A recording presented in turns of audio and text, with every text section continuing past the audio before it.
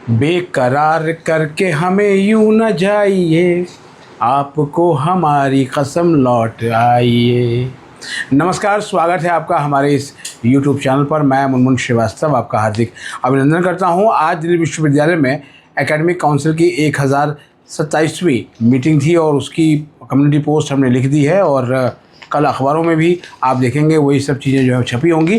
काफ़ी देर हो गई इस चक्कर में, क्योंकि जो एकेडमिक काउंसिल की मीटिंग है वो बहुत देर तक चली और इसीलिए हमने उसको कम्युनिटी पोस्ट में बता दिया। आपके बहुत सारे मैसेजेस पिछले 3-4 दिन से आ रहे थे और आज तो मैसेज की बाढ़ ही आ गई सर की अभी तक जो है वो वैकेंट लिस्ट नहीं आई है और कल जो है वो सेकेंड राउंड का एलोकेशन आना है। किसने कहा था कि वैकेंट लिस्ट आएगी, बताइए आप। ये तमाम जो लड्डू के भैया लोग जो हैं वो बता रहे हैं ठीक है कि वैकेंट लिस्ट और ये, और इन दिनों जब ये एडमिशन प्रक्रिया चलती है तो कई सारे ऐसे प्लेटफॉर्म सक्रिय हो जाते हैं जो इस तरह की चीज़ें करते हैं। CBSE के टाइम में भी हम यही देखते थे, रिज़ल्ट अब आ रहा है, रिज़ल्ट अब आ रहा है, रिज़ल्ट फलाना, लंबे लंबे जो है वो लाइव सेशन लेकर बैठना उनकी आदत थी। इसलिए मैंने सोचा देर रात जो है आपसे बात करें और कल सुबह कोशिश करूँगा कि आपसे बात करूँगा कि सीट एलोकेशन और अपग्रेडेशन किसकी संभावनाएं इस बार जो है वो ज़्यादा है। अभी फ़िलहाल जो है वो बात करते हैं कि आपके लिए संभावनाएं क्यों हैं और वैकेंट लिस्ट क्यों नहीं आई। वैकेंट लिस्ट नहीं आने का जो सबसे बड़ा रीज़न था वो ये था कि अपग्रेडेशन का जो विंडो है वो काफ़ी पहले खोल दिया गया। अगर आपको याद हो और नहीं अगर याद हो तो आप दिल्ली विश्वविद्यालय के मिरांडा हाउस कॉलेज में हुए ओपन हाउस सेशन में जो हमने प्रोफेसर हनीफ गांधी जो कि डीन एडमिशन हैं उनकी वीडियो शूट की थी और उन्होंने इसके बारे में विस्तार से बताया था कि जैसे ही आपको सीट एलोकेट होगी और आप फ़ीस पेमेंट कर देंगे तो आपका अपग्रेडेशन विंडो ओपन हो जाएगा और आप जिस समय तक वो अपग्रेडेशन विंडो जो है वो लॉक हो जाएगी उस समय तक आप कर सकते हैं। तो मेरे पास जो ये आज पेपर है उसके हिसाब से 21 जुलाई की रात को 11:59 तक जो है वो आपके पास टाइम था और ऐसे ही जब ये राउंड 2 का एलोकेशन आएगा तो उसमें आपके पास 28 जुलाई रात के 11:59 तक ही टाइम होगा अपने अपग्रेडेशन के लिए आगे जाने का। तो ये जो दोनों चीज़ें हैं वो ये बिल्कुल बताती हैं कि थर्ड राउंड आएगा और मैंने बता भी दिया है आपको कि जो है वो थर्ड राउंड आएगा और उसमें जो है वो ये संभावना है कि वैकेंट लिस्ट आएगी।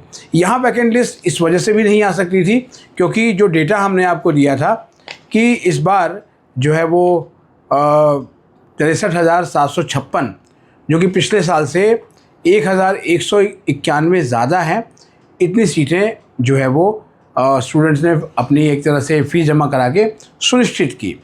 लेकिन जो मामला जो गड़बड़ाया जो है वो फ्रीज करने के आंकड़े का और इसी को लेकर जो है वो तमाम क्रिएटर्स जो है वो बहुत सारा रहता फरा रहा है। कोई कहता है 50,000 सीटें खाली हैं ड्यू में, कोई कहता है कुछ, कोई कुछ।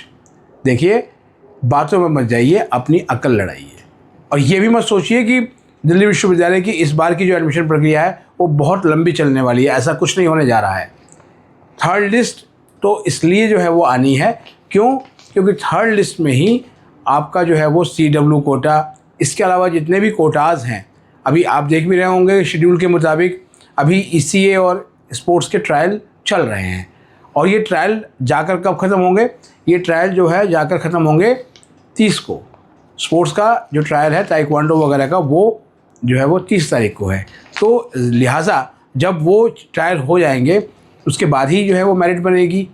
तो इसलिए अभी उन सुपर न्यूमरी कोटा को हटा भी दिया जाए तो यहाँ भी वैकेंट लिस्ट की जो है वो स्थिति जो है वो अलग थी। इसलिए मैंने आपको कहा कि सुबह आपसे इस पर बात करेंगे कि क्या इस बार सीट एलोकेशन के चांसेस ज़्यादा होंगे राउंड 2 में या अपग्रेडेशन के चांसेस ज़्यादा होंगे, इसके बारे में विस्तार से बताएंगे।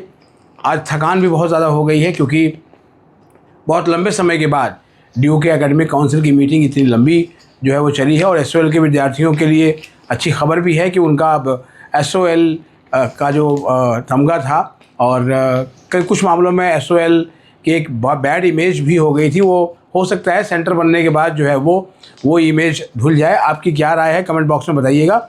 लेकिन कहीं पर भी ये नहीं लिखा था कि वैकेंट सीट आएगी। ठीक है, मेरे पास ये पेपर है जो राउंड 2 के लिए आया था और जो शेड्यूल पूरा जो है वो जारी हुआ था, उसमें कहीं पर भी ये नहीं कहा गया कि वैकेंट लिस्ट आएगी, क्योंकि वैकेंट लिस्ट का जो अनाउंसमेंट होता है वो राउंड के साथ ही हो जाता है कि हाँ इस डेट को वैकेंट लिस्ट आएगी और उसके आधार पर आप जो है वो प्रेफरेंस रीऑर्डर कर सकते हैं। यहाँ तो आपको मल्टीपल रीऑर्डर का ऑप्शन दिया गया था और बहुत से स्टूडेंट्स ने मुझे बताया भी कि उन्होंने रीऑर्डरिंग भी की है। आज जब मैं दिल्ली विश्वविद्यालय के मिरांडा हाउस कॉलेज में इंडक्शन एंड ओरिएंटेशन कार्यक्रम कवर कर रहा था तो वहाँ मुझे कई स्टूडेंट मिले जिन्होंने बताया अगर 90% स्टूडेंट की संख्या ये थी कि वो अपने आप सीट फ्रीज कर चुके थे, वो 10% स्टूडेंट की संख्या वो ये भी थी कि वो आगे अपग्रेडेशन का बटन उन्होंने जो है वो दबाया हुआ है और अपग्रेडेशन मिलेगा कि नहीं मिलेगा ये बात की बात है। फिलहाल तो आपको यही बता दें कि वैकेंट लिस्ट इसीलिए नहीं आई, तो इसीलिए सभी के जो है वो चांसेस बराबर हैं। अब आपसे सुबह बात करेंगे। आज के लिए फ़िलहाल इतना ही, बहुत रात हो गई है तो हमें भी इजाज़त दीजिए, थोड़ा हम भी आराम कर लें और सुबह आपसे बात करेंगे। चैनल पर नए हैं चैनल को सब्सक्राइब कर लें और पल पल की अपडेट्स के लिए आप दिल्ली विश्वविद्यालय की वेबसाइट DU एडमिशन की वेबसाइट के बाद इसी चैनल को ऑथेंटिक माने। और कल आप देखेंगे भी कि सुबह से हो सकता है बहुत सारे चैनल शुरू हो जाएंगे लाइव सेशन लेकर, क्योंकि सीट अलॉटमेंट का जो समय है वो 12 बजे का है। 12 बजे सीट अलॉटमेंट होगी कि नहीं होगी इसके बारे में अभी से कुछ कहना जो है वो मुश्किल है पास्ट प्रैक्टिस को देखते हुए। लेकिन आप ऐसे किसी लाइव सेशन में ना फंसें और जब अलॉटमेंट आएगी तो आप जब डैशबोर्ड खोल के चेक करेंगे तो उम्मीद करते हैं कि आपको सीट जो है वो एलोकेट हो गई होगी। नमस्कार, शुभ रात्रि।